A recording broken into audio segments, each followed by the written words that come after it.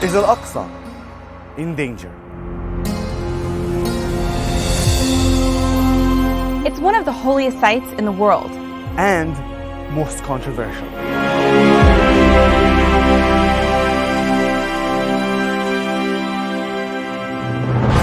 This site is known as the Temple Mount to Jews, their holiest site, because it's where the first Jewish temple and the second Jewish temple stood. When the Romans destroyed the Second Temple in 70 CE, the Jews were expelled from their homeland here in Jerusalem.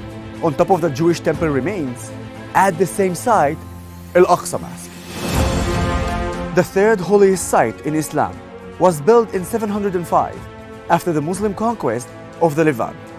Islamic tradition holds that only Muslims should be allowed at Al-Aqsa, whereas Jewish tradition believes anyone should be permitted, but that eventually a third temple should be rebuilt. Both beliefs are obviously problematic for the other group. Fast forward to modern era.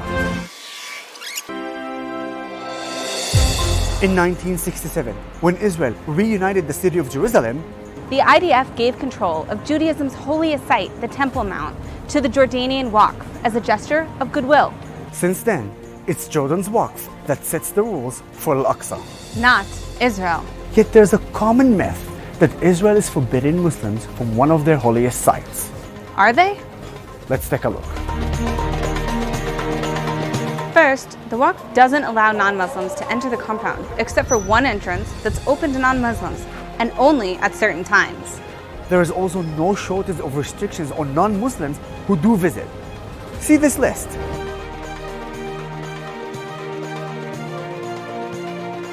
Right now, a bunch of Jews came and tried to drink from this water right here, and the policeman said no.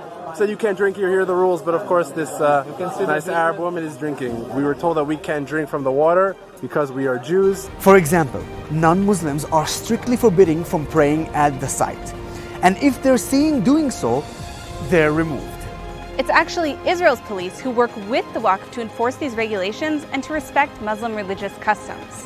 Now, of course, there are a minority of extreme voices who've called for destroying Al-Aqsa. But the majority of the public and the majority of leaders of the state speak out against it. See for yourself. Israel reaffirms its commitment to upholding unchanged the status quo on the Temple Mount. Israel has no intention to divide the Temple Mount. The fact is, Israeli Arab, Palestinians, and any nationality of Muslims are allowed to worship freely at Al-Aqsa.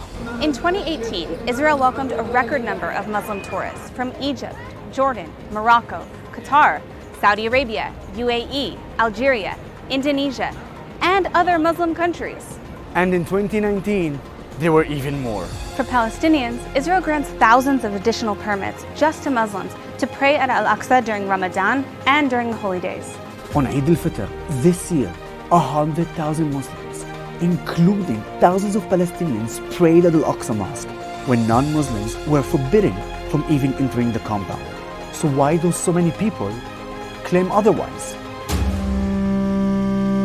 Unfortunately, Al-Aqsa has been used as a political tool to incite violence against Israel.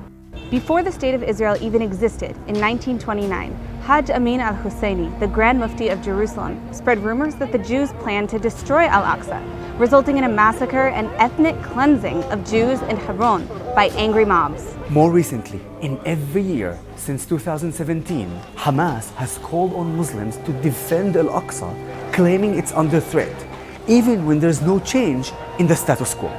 In 2021, riots broke out at the Temple Mount when Palestinian worshippers began throwing rocks, Molotov cocktails, and attacking police after Ramadan prayers. In response, the police attempted to evacuate the compound, using stun grenades and tear gas, sparking a wave of international condemnation and violence.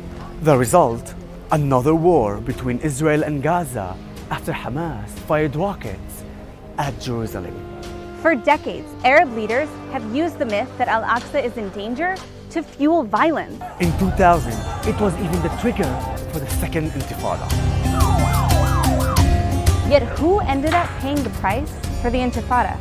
Over 3,000 Palestinians were killed. And for what? Al-Aqsa isn't in danger and has never been. But it has been used to persuade Palestinians to carry out the political agenda of some of their leaders. So, who should the anger really be directed at? Israel or Palestinian leaders who've used it to distract from their own failed policies? You decide.